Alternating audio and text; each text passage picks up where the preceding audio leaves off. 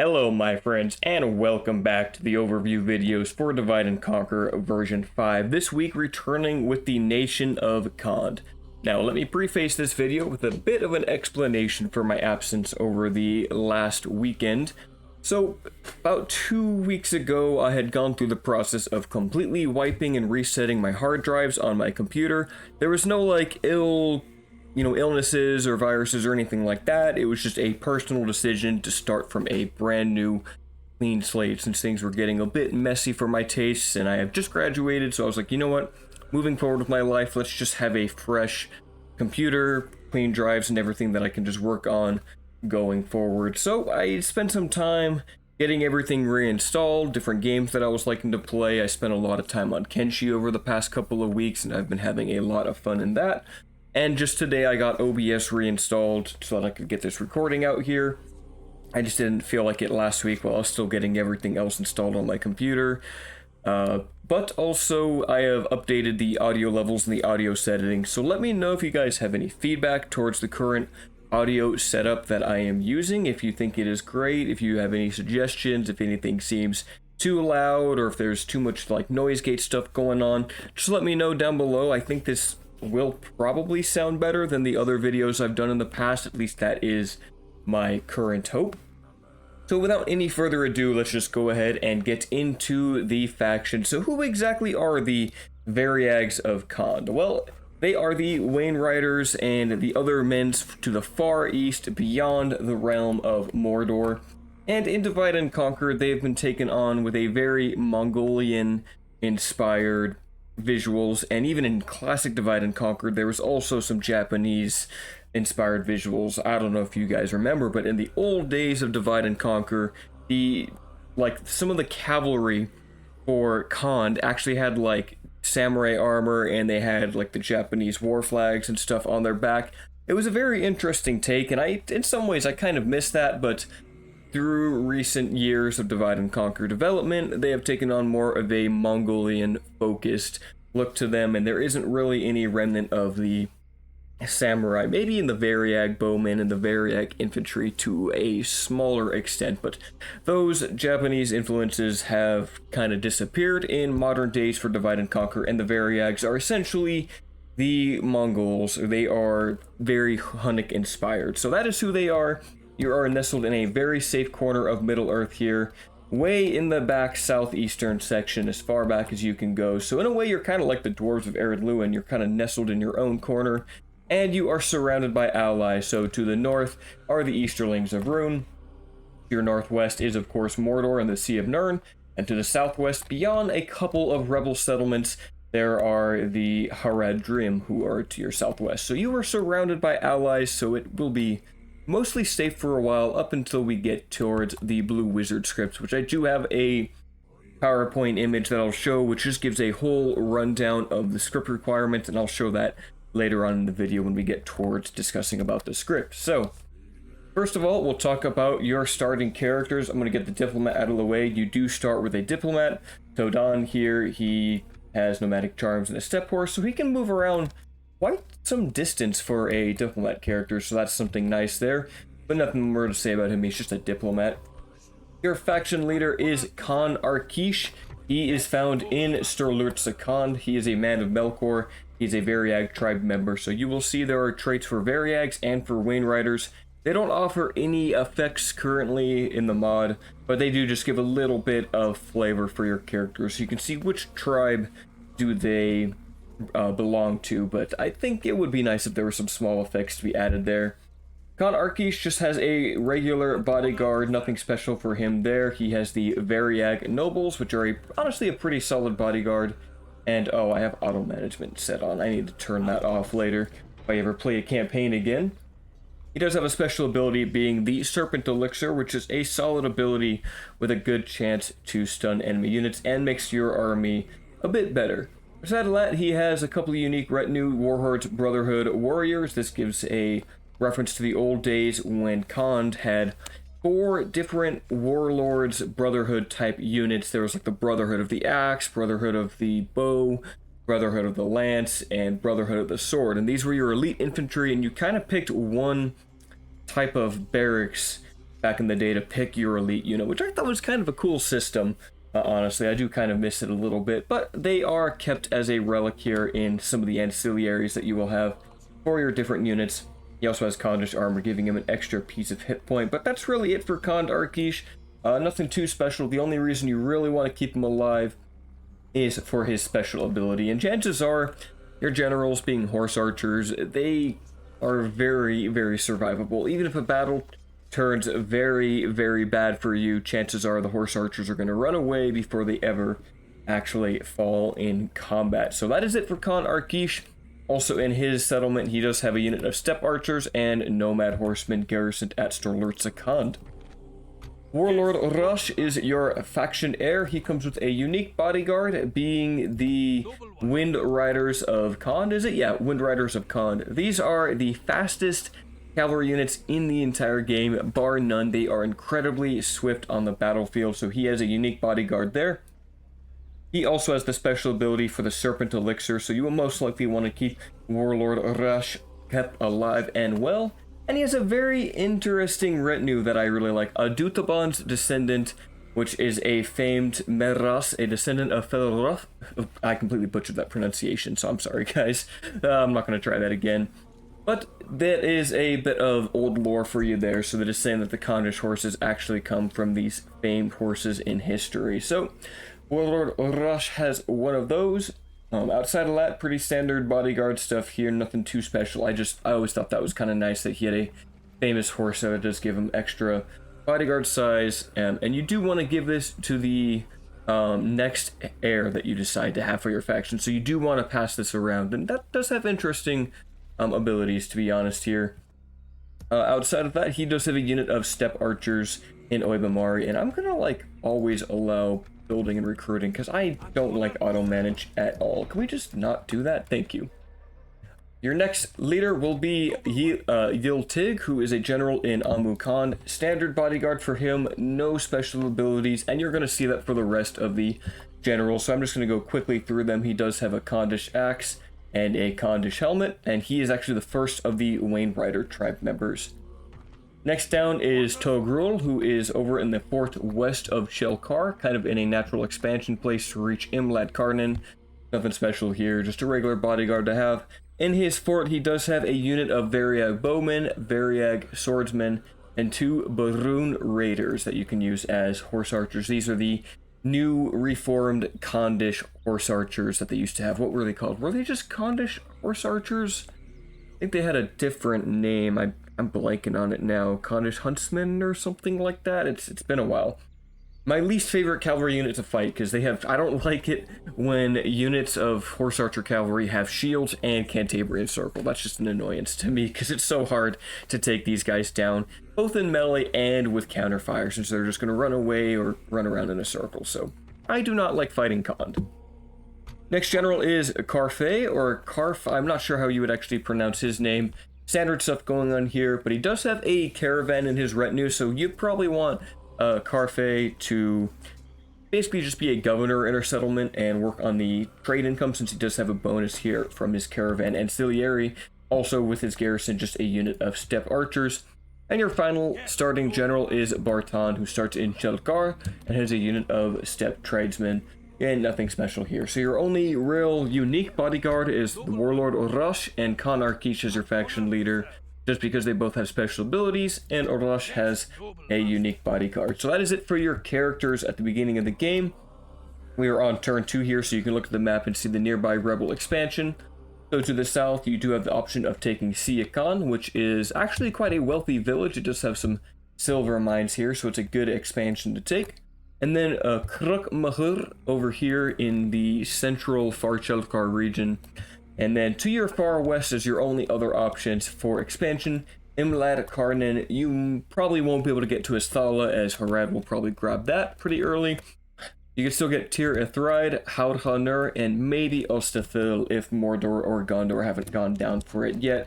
But by the time you get out here to Imlad Karnan or to Tir Ithraid, you will be bordering both Dolamroth and potentially Gondor, depending on how Gondor's AI decides to maneuver. Usually they won't come down this way, but there is always the chance they could come down here through Ostathil.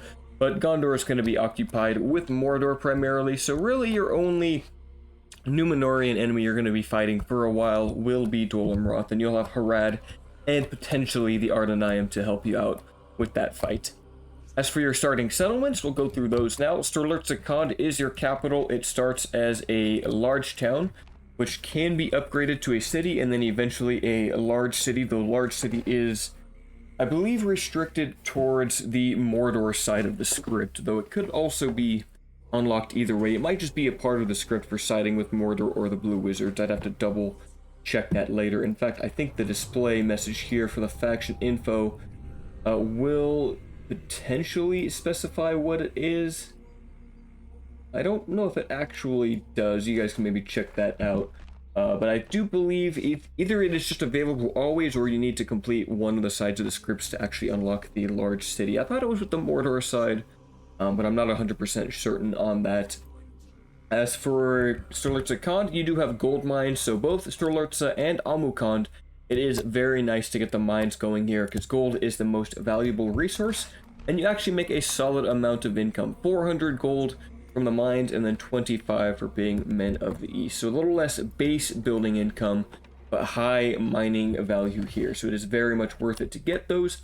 Upgrading the mines to tier 2 at Amukhand will get you 480 gold, and the mines at tier 2 for Sturlurtzakand will get you 800 gold. And I believe that's because there are either 2 gold resources for Sturlurtzakand, or it might just be the one. I'm not exactly sure what the bonus comes from. It might be because there's iron here and the gold, and I'm not sure besides that why Amukhand gets much less, because iron isn't worth all that much at the end of the day, but I digress. Either way, you can get a lot of money mining at these two nations. Even up in your other settlements, I don't think Oi Bamari, mate. Oi Bamari also has gold mines over here, so this is a very rich place to have.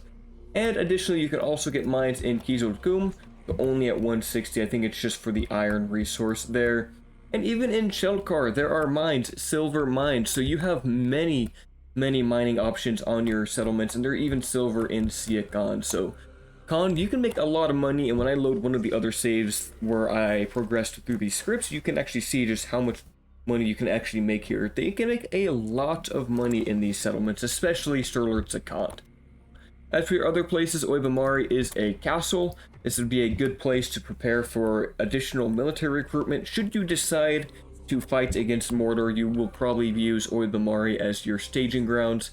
As outside of that, it is a castle, so it doesn't get amazing economic buildings, just the standard farms and mines there. Kizilkum is a large town, just like your capital, so do whatever you want here. Trade is probably the best way to go, along with the mines and income.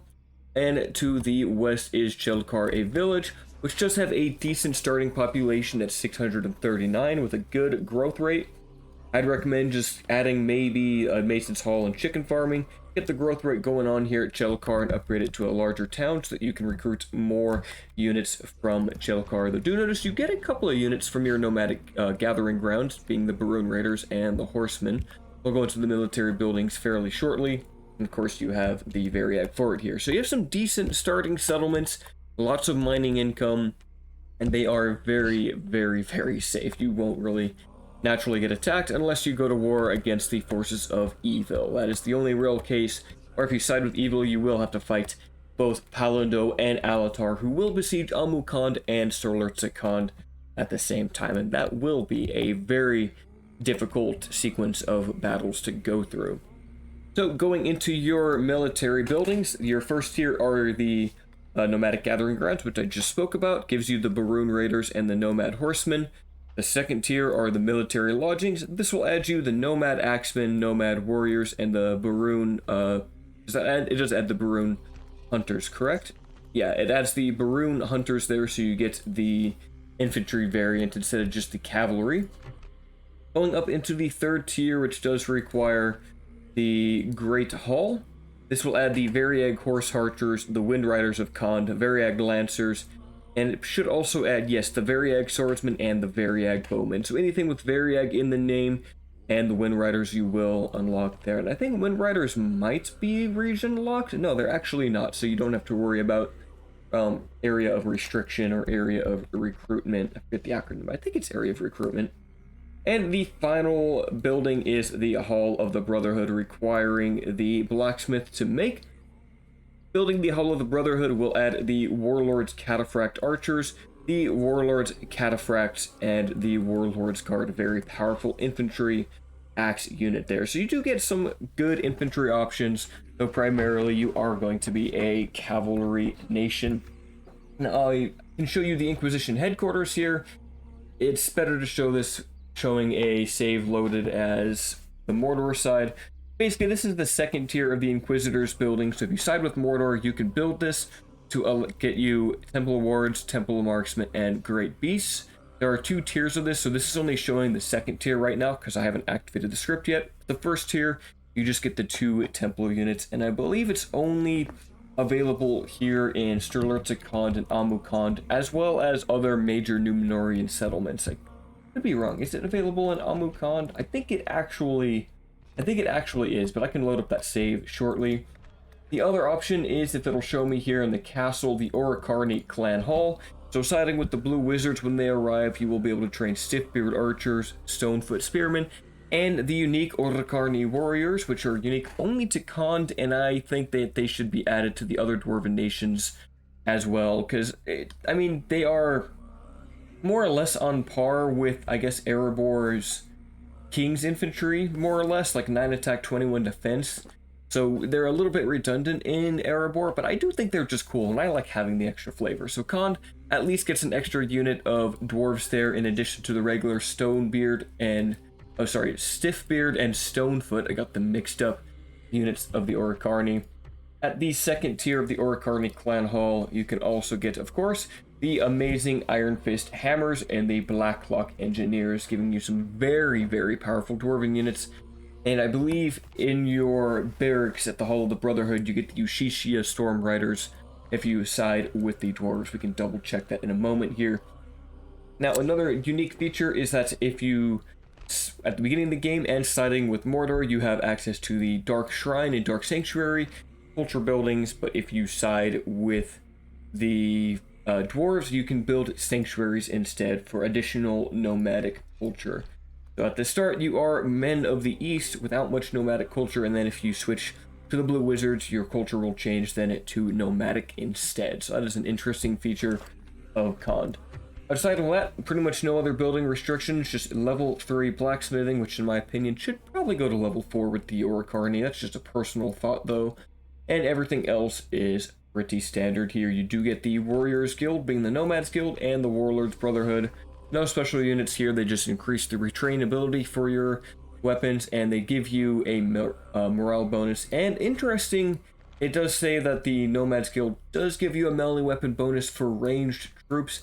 Don't know for sure if that actually works or not, because I believe that is not a technically working feature, but we have to double check that. And if there's anything that looks weird on my end too, I didn't, like when I installed the mod, I went straight to the Dropbox and added some files. I forgot to put the hotfix files in there. I'm pretty sure my Dropbox beta build has everything, but if anything looks off or something, let me know too. I kind of skipped a step during the installation, so if anything seems off or missing, just point it out. But I'm fairly confident everything should be here. Outside of that, I guess that's pretty much it for the buildings. I will now go ahead and show the script rundown now. So, for the Blue Wizard script, I have laid out this roadmap so you can know exactly when things happen, more or less. There might be some variance in the actual turns where the choice happens, but it should be turn 44 or around there. If there's any variance, like sometimes there can be triggers which adjust the actual turn timing, and it might give you a range of turns. This is where it happened for me. At turn 44, I was given the choice along the side of siding with Mordor. At turn 45, Ancantar the Inquisitor will join you. He himself has a unit of Temple Knights. He comes with 3 units of Temple Wards and Temple, the Bowmen and the Infantry.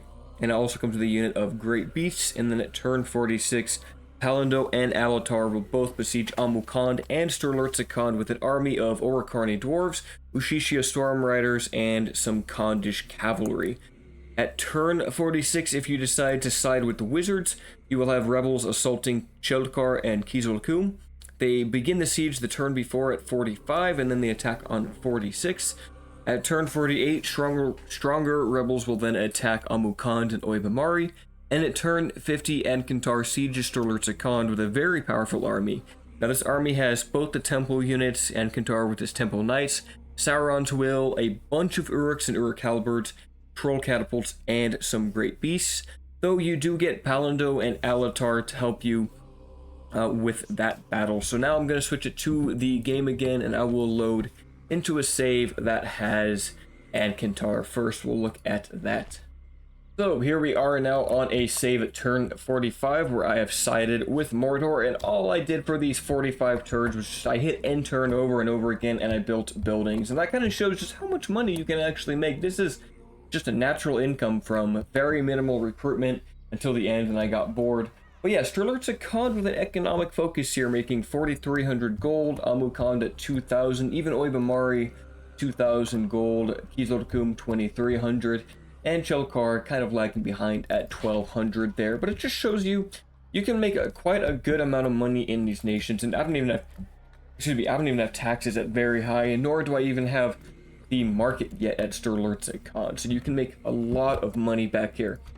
Ancantar the Inquisitor does have a unique bodyguard, of course, for him, and a unique strategy map model and battle model. He is a Dark Numenorean, and you can see his very elite army. The Temple Awards and the Temple Marksman upgraded to silver chevrons, and Ancantar himself is quite powerful with the Temple Knights, pretty much on par with the Witch King. He does have a special ability, Black Hand of Mordor, which I don't think is shared by anyone else. Because all the Nazgul have like the Screech, so I think Ancantar is the only one with this ability, which makes him quite unique, and it is very powerful. 3 charges, it has a 3-minute cooldown and lasts for 30 seconds, reduces enemy morale, locks your own morale, and has a chance of causing enemy infighting for 15 to 20 seconds, which is kind of like a stun that happens to the enemy. So that is a very, very powerful ability. He has Ancantar's mace and a sacrificial dagger as his ancillaries. And for his biography, I want you to look down here at the second to last line. 10 hit points. Ancantar is very, very, very hard to kill. So when you fight him, it's going to be a tough battle.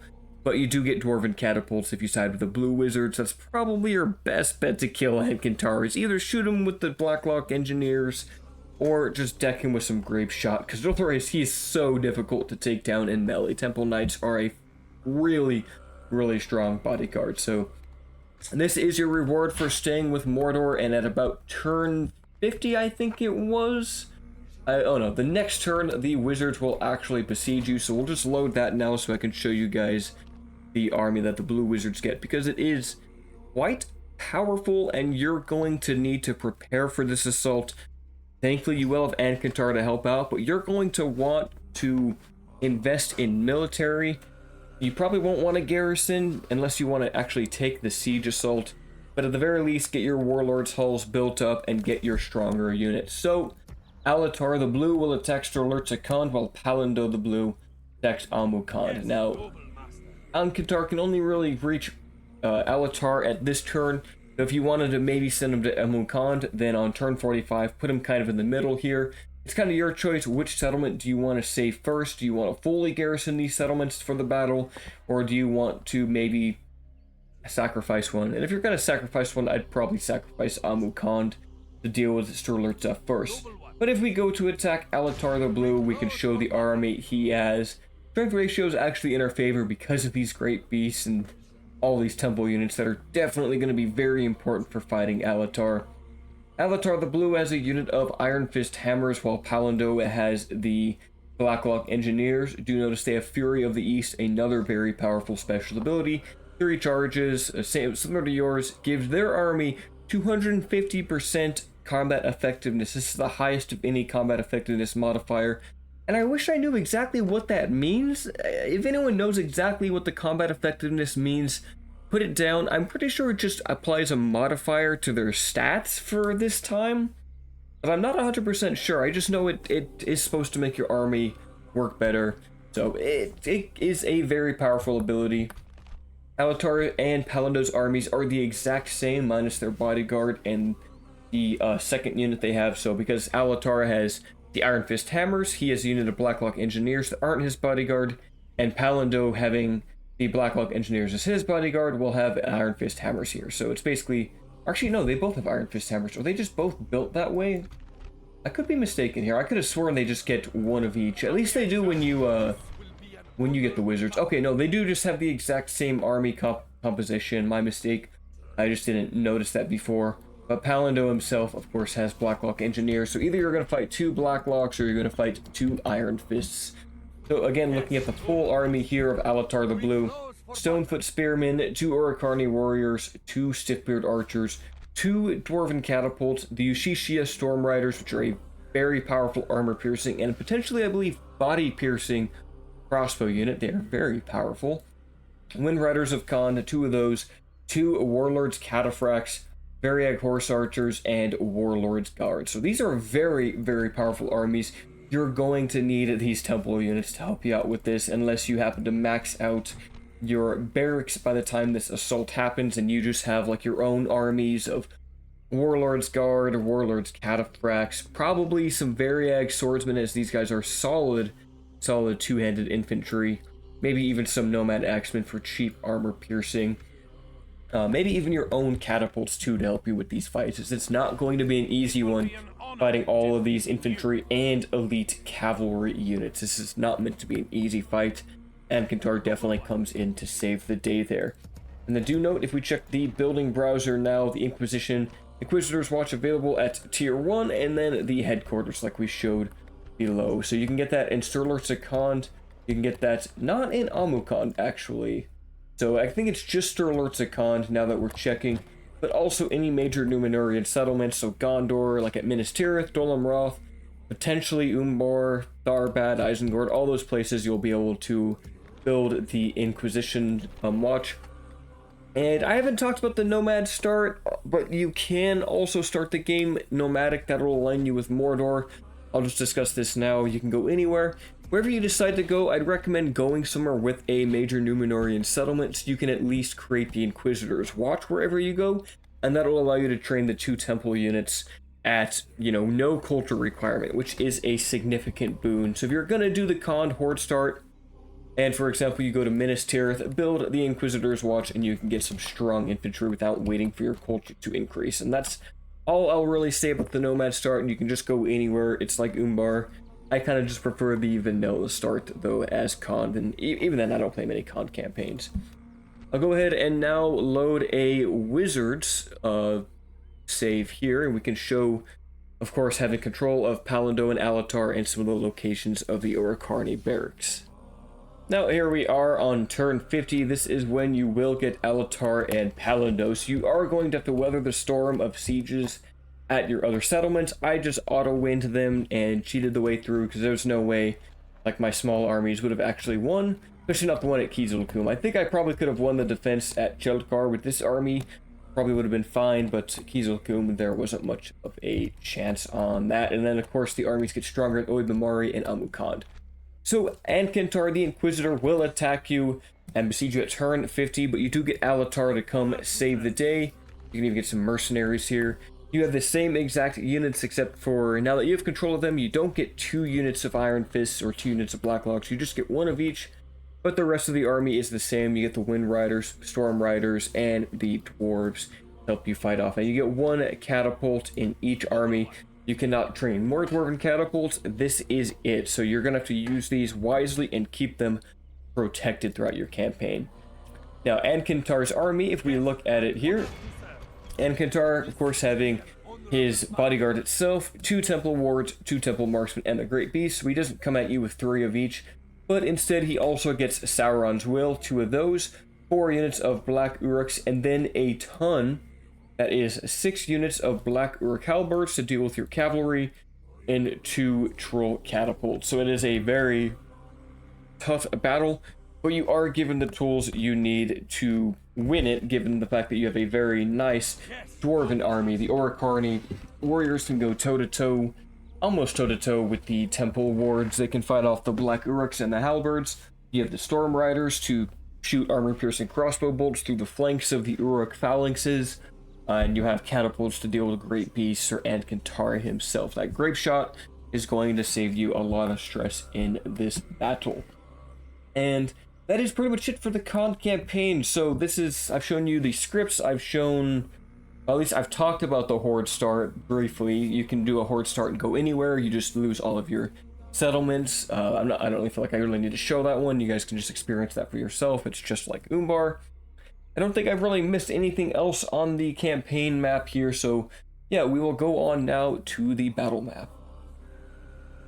Now, welcome to the battle map as we play on the grassy plains with the entire Con roster. I will not make the mistake like I did as Isengard, where I forgot to include the Berserkers, and I think I know why that is, because typically when I select my units, I just go from the top down, left to right, and then eventually you get to a section where it's mercenaries and units that aren't necessarily a part of the faction, and then there'll be an odd couple of units that are shown in the custom battle select after that. And I believe the Berserkers are towards the end of that select screen for Isengard. So this time I actually made sure to check each of the units, and everything should be here. If I did forget something, let me know, but I'm pretty sure this is the full Condish roster. I'll try not to make those mistakes again. So gonna do this in a different order. We're just gonna go left to right here, starting with the horse archers, the cavalry, the infantry, and then the skirmishers. So starting off with the general's bodyguard, these are the Variag nobles. They have gotten a brand new facelift as of version 5, and they look just absolutely stunning. The detail on these guys is incredible. Stat-wise, they are the same as they have been. Being a general's unit, they of course inspire your nearby troops. They have armor piercing with their arrows, not their melee weapons, but 6 AP for a horse archer is solid, only held back by their lower model counts there. 36 arrows for each man, and very good movement speed, and they are also good against fighting against other horses. Just a overall solid bodyguard. Being that they are mounted, they are quite powerful, so they have the focus on skirmishing first. You're gonna want to target either enemy cavalry bodyguards with these guys, so pepper down Swan Knights with their armor-piercing bows at range before committing to melee, because they are not as good in melee as other cavalry bodyguards, but they of course have that very nice missile attack, high accuracy as well. It should be high. Yeah, high 145 meter range. Use these guys to skirmish with enemy heavy cavalry before engaging into melee with them.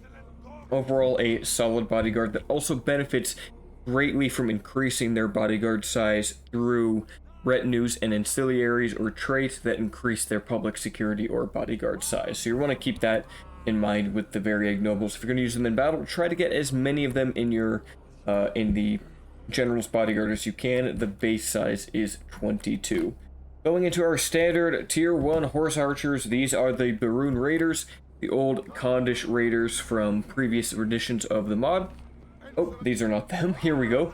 Baroon Raiders, 4 attack, 4 missile, and 5 charge with an 8 defense.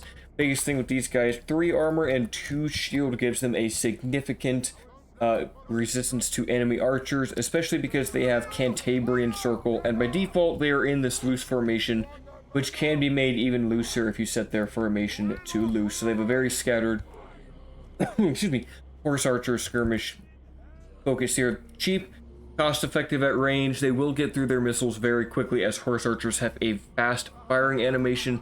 From there, use them to either charge into the rear lines or chase down riding troops. They are amazing in melee, but they can get the job done. Look at these fancy mustaches that some of them have. I'm a big fan of that.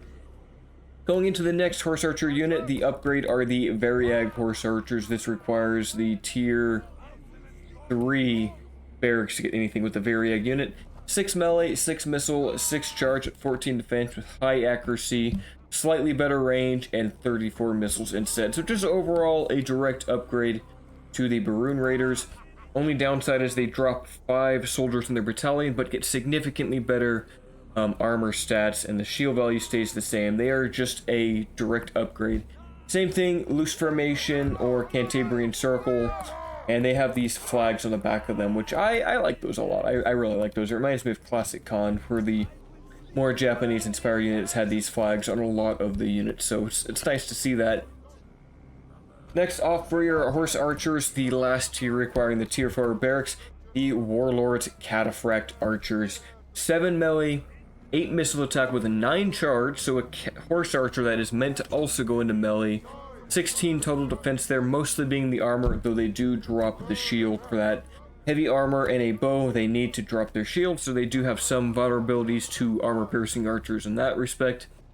36 missiles with slightly better range and high accuracy than the Crusaders before them, though they do drop 10 men into this more elite regiment. They also do not have the loose formation that the Variag Horse Archers have or the Baroon Raiders, but this does allow them to get better charges, and they also drop the Cantabrian Circle, as these guys are more meant to be doing more heavy lifting duties, and skirmishing close to the enemy, taking archer fire, going into melee. They're all arounders and they're great archer units. Finally are the Ushishio Storm Riders, a crossbow mounted chariot unit with a very powerful missile attack, which should be armor piercing and body piercing. Definitely armor piercing, but I believe they can also pierce models as well, making them very, very deadly. 14 melee, 14 missile attack with a 20 charge, 16 defense, 10 of that being armor, and 3 hit points. They are quite powerful. They are only available if you side with the Blue Wizards. And an interesting thing is they are fully... the unit is entirely composed of female riders on the chariot. So just a little bit of, you know, interesting there. A little bit of diversity and inclusion is always nice to have. That is it for our mounted archer corps. Going into our melee corps, we'll start with the tier 1, the Marauders. I love these guys, honestly. They're just very cheap, high model count at 91. They're like the Rohan Scouts, but well, I don't know if they're significantly better. 3 attack, 6 charge, and 5 defense. Poor morale response. Like, they're not going to do amazing, but they are very spammable. They are very fast. They're great at chasing down routing units. Don't send them against dedicated spearmen, or even light spearmen. Don't send them against. They're going to die quickly. They're not great against enemy cavalry, but in high numbers, they can do a solid amount of damage, and that 6 charge can allow them to do surprising damage through enemy infantry. And I'm a big fan of these helmets and the tattoos they got here. They remind me of like Khand and the Easterlings in the Mountain Blade Warband mod for Lord of the Rings. So I'm a big fan of these guys. Cheap, easy to kill, they die fast, but they just get the job done, and they're very cost effective. The next step up from the Marauders are your first Lancer type unit, the Nomad Horsemen. Significantly better than the Marauders, though at 10 less men per battalion, better morale, better stats, better charge, 5 attack, 8 charge, 10 total defense, and average morale. These guys are more so your dedicated spear cavalry. They also do not have a bonus against enemy cavalry, and they have a secondary attack of 4. So just a direct upgrade to the Marauders. The Marauders are, of course, much cheaper to use than the Nomad Horsemen, so just keep that in mind. But if you can get the Nomad Horsemen, they're going to be better than the Marauders. Pulling in the tier 3, the Wind Riders of Khand and the Variag Lancers. So we talked about the Wind Riders briefly before. They are the fastest cavalry unit in the mod with a movement modifier of 140%. Do note they are somewhat squishy in terms of arrow fire and melee. They have 15 defense, though 9 of that is just defense skill. They do not have any shields, and they only have 6 armor. Though they have 11 attack and a bonus against enemy mounts, so they are very easy to get into a position where you want them to be, and they can do a lot of damage, though they're kind of glass cannony. They're like, maybe like Hashari and other assassin type units where they have just high melee skill, but watch out for archer fire or missiles, javelins, those sorts of things. Spears even, spears and pikes, they'll do well at taking down the Wind Riders, but outside of that, just a great cavalry unit that can never be caught, so you should never really be having these guys caught in a bad position because of that. Now for our upgrade to the Variag, or to the Nomad Horsemen, the Variag Lancers, your first heavy cavalry unit. 8 attack, 13 charge with 18 defense, good shield and defense skill split, but mostly relying on their armor there. Good speed and a secondary attack of 7. Just an all-around solid Lancer unit that you should use when you can recruit them. Khan's cavalry is, of course, their specialty. They are the evil cavalry nation. They have more cavalry options and better cavalry than any of the other evil nations, barring maybe the Runic Cataphracts. Runic Cataphracts probably have a place up in here in the upper echelons of evil cavalry, and of course so do Temple Knights and Serpent Cavalry, but Variag Lancers, very, very powerful. Alright, last cavalry unit for Khand, the Warlord's Cataphracts, the heaviest of your heavy cavalry. 11 attack, 14 defense, and 14 charge, and 22 defense. They actually frighten nearby enemy infantry, so as they charge in, they will cause fear, they will cause routes to occur. They are just an amazing shock cavalry unit, and even in dedicated melee, they don't actually have a secondary attack, so they keep the lances out, the long spears, for 11 attack, which is still very significant.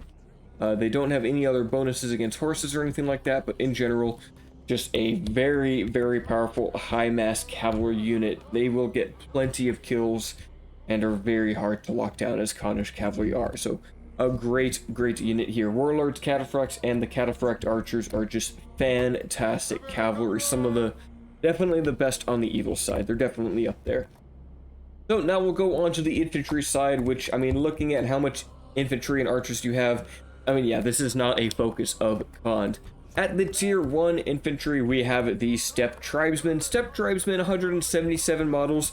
Standard spearmen, but they have one advantage over all other cheap spearmen units, and that is their javelin. They have a 6 attack, not armor-piercing javelin. They get to throw 2 of those at 55-meter range and average accuracy, so that does give them an up against any other tier 1 spear unit that you might fight, so things such as maybe Dorwinian's basic cheap spears, or other, like, I'm trying to think of other examples. Haradrim Spearmen, they're gonna probably, well, actually, Haradrim Spearmen might beat Steppe Tribesmen because they have high attack, but they would get demolished by those javelins. So that javelin factor is very significant. Do note their battalion size is a little smaller than you would see for other spearmen of their caliber. For other nations, you would have around 200 men in the battalion. The Steppe Tribesmen get knocked down by 25 here, about 177. So, but that javelin is a significant power boon to them.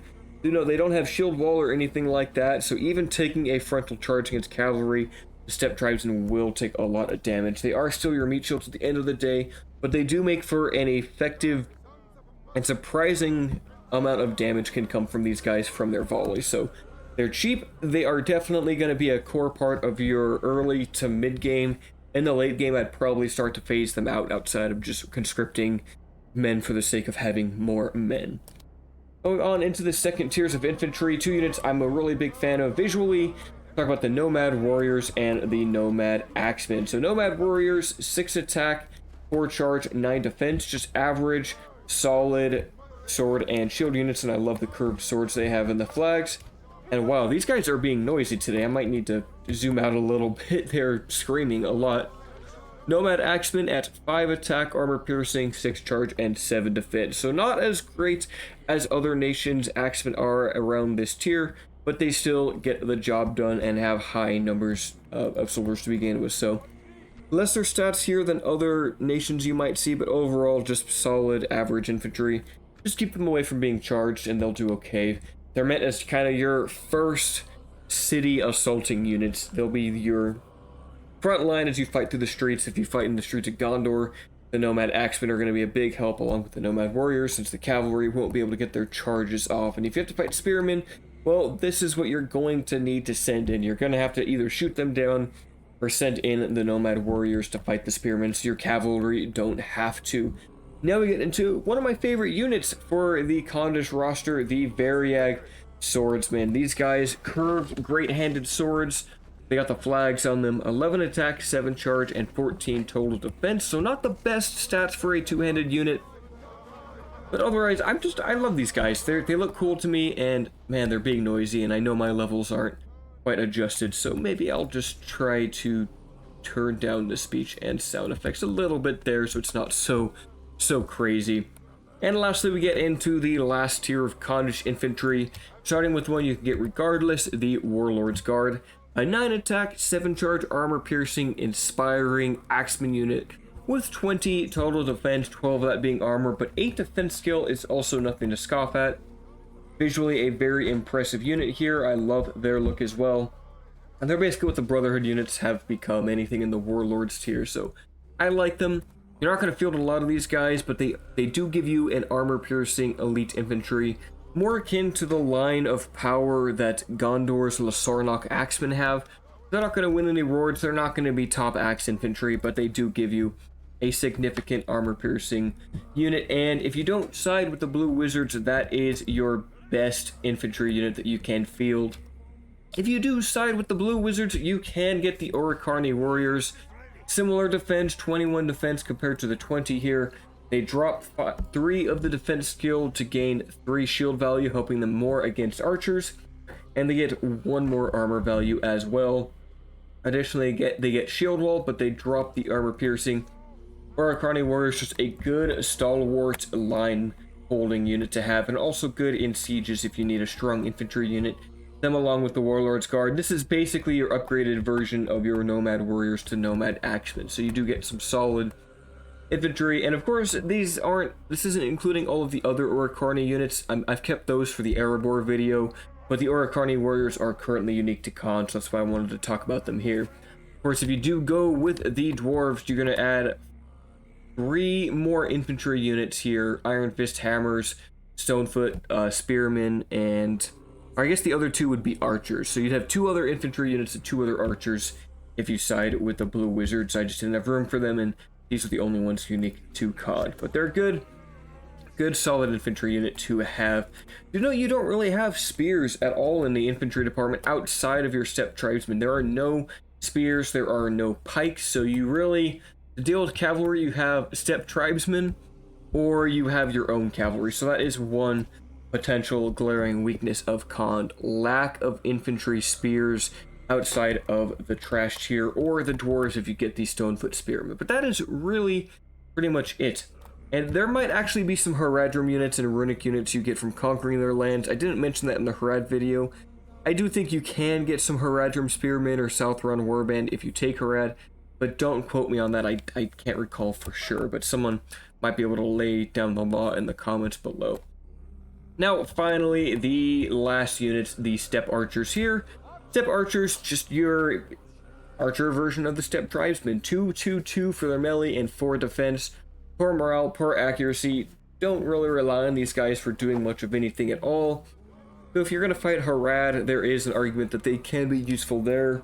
If you're going to fight against the Blue Wizards, though, there's really no use to even have a single unit of Steppe Archers in your settlements if you're fighting the Blue Wizards. You might as well just get the cavalry and fight in the field. Like, these guys aren't going to do a lot. But fighting against Khan, they can have some uses on. But outside of that, yeah, that missile attack and accuracy is just abysmal and terrible. Try not to use these guys outside of the early game. Going into mid and late game, you're not going to want to even have these guys in your armies at all, unless you just need numbers and bodies and just sheer volume of missiles to throw at the enemy. But other than that, they're garbage. Maroon Hunters, your first premier and very fancy looking. They kind of outshine the other roster in their high colors. Kind of one thing that makes them stick out, almost like a sore thumb compared to the other units. They're higher quality and everything. Maroon Hunters, 4 melee, 3 missile, 4 charge, 8 defense with a shield. They are going to be your first premier anti-archer unit. The shield that they have definitely helps them in an edge with skirmishing duels. But outside of that, nothing else too special I can really say about these guys. Just overall, throw them in loose formation and they're going to be able to last in skirmishes for a long time. They're hard to take down with archers. Finally, we go into the last unit of Khan's roster, the Variag Bowmen. 7 melee, 5 missile, 5 charge, 13 defense with good morale, high number of missiles, high range, and high accuracy. So just a solid infantry archer. So if you really want to consider it, I would say these are your infantry units. You're going to use Variag Bowmen probably as a dedicated mainline archer unit and melee unit, because you really don't have a whole lot of options here. If anything, I would say if you have an army full of Variag Bowmen in your second line as your main infantry, and then you throw in the Steppe Tribesmen in the first line just to soften up or take cavalry, you can just follow up with Variag units in the second line and maybe throw in some nomads here or there. But that is it for the Condish roster, so we're just gonna go ahead and play a battle here. I'll just give the infantry to the AI control here, and I'll just give them to the AI also. We'll play with the horse archers, and if you know my order of things here in alphabetical order, what comes after Con, I'll give you a few moments to figure that one out. Well, you can really, there's a lot of silver that we can see here, some cavalry and some artillery in the back. After Con next week will be, or maybe perhaps the following week, depends on how much time I have, will be the Dwarves of the Khazad Dûm. Dwarves of Khazad Dûm will be the next faction that we fight, and here come the mortar shots. We're probably going to take a lot of damage as the AI is kind of globbing up here. That's not great. Oh well, what can you do? Instead of you guys be fire at will instead of skirmish mode. Oh, we're taking some damage with the Ushishia Storm Riders. I have completely wasted them. That's not good. We just lost all of the Ushishia Storm Riders. Deotheod Cavalry. That's a bit rough. But still, I can show you some of the damage that they are capable of doing.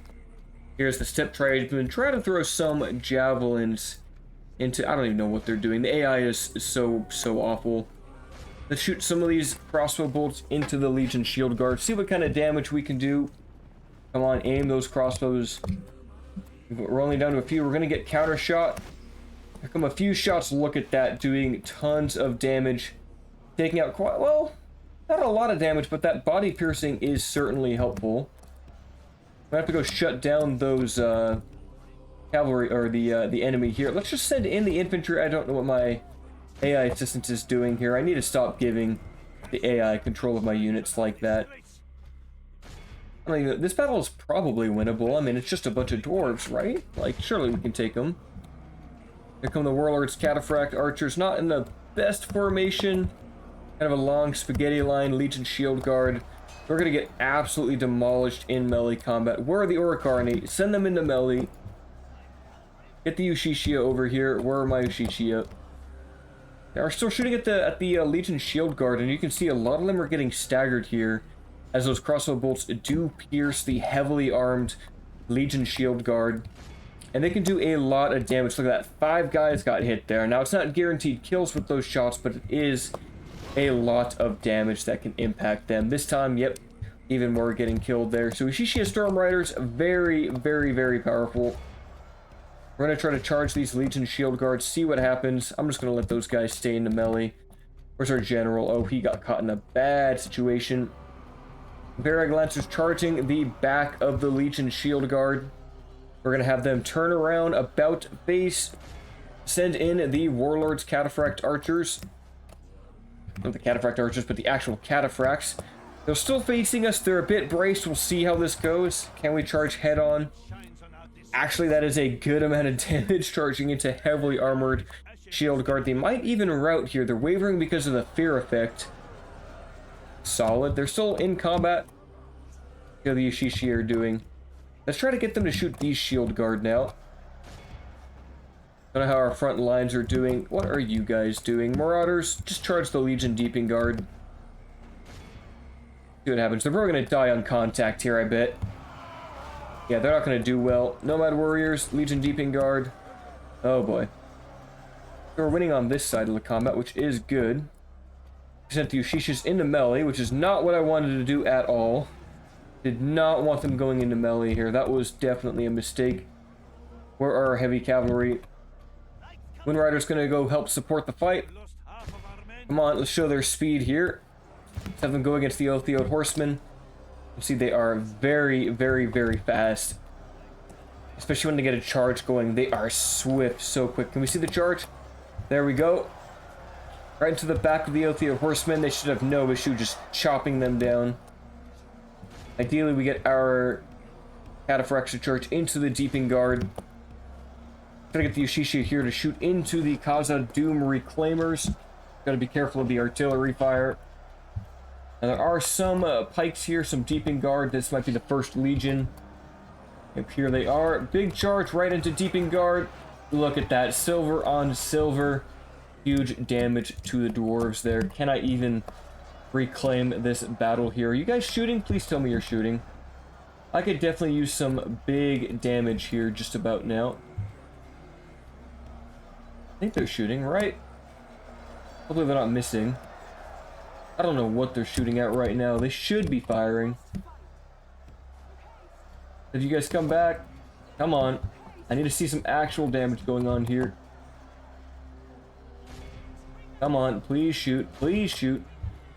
Another charge into the Dwarven Catapult. Get these Wind Riders out of here.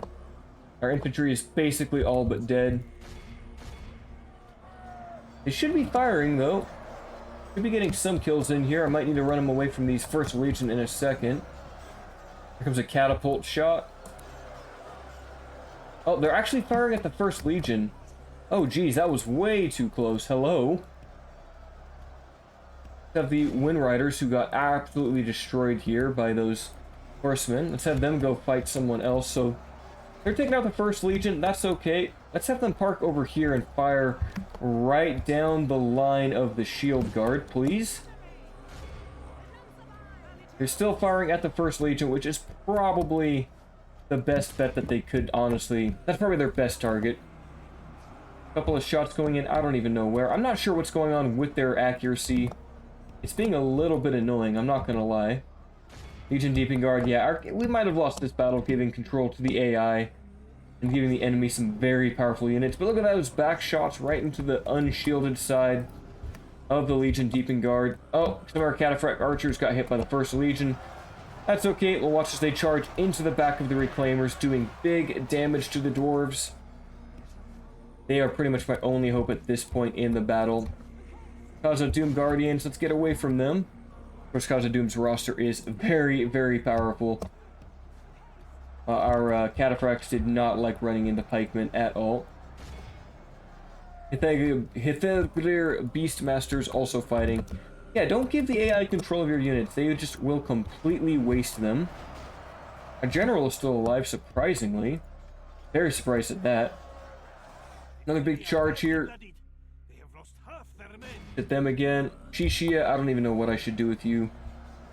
Oh, they're getting shot up by the, oh, they got shot up by the Hithagir. They took a full charge there. We'll just have the last one go into melee.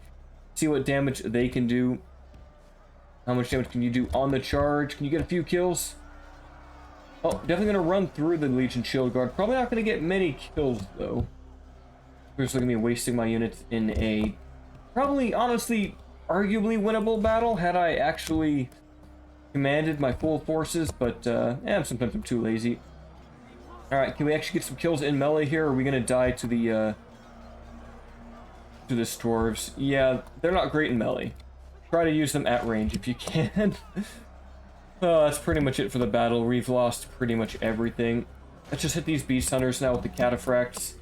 Literally the only unit that's keeping us in the fight, and the few Orokarni warriors who also will rout soon.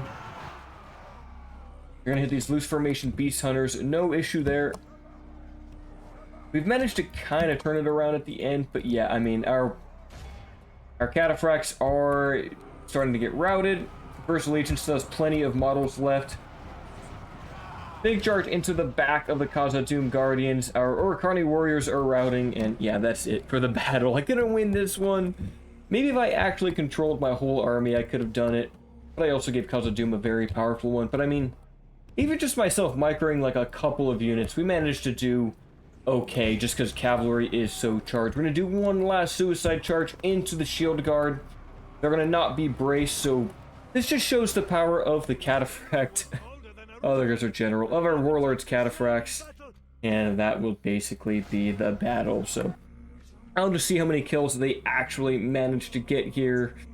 They got 401, so they are very powerful. Even the Storm Riders, 152, so that will be it for the Khandish overview. Sorry I couldn't win the battle there, but I will see you guys again at the Khazad-dûm video. Until then, farewell.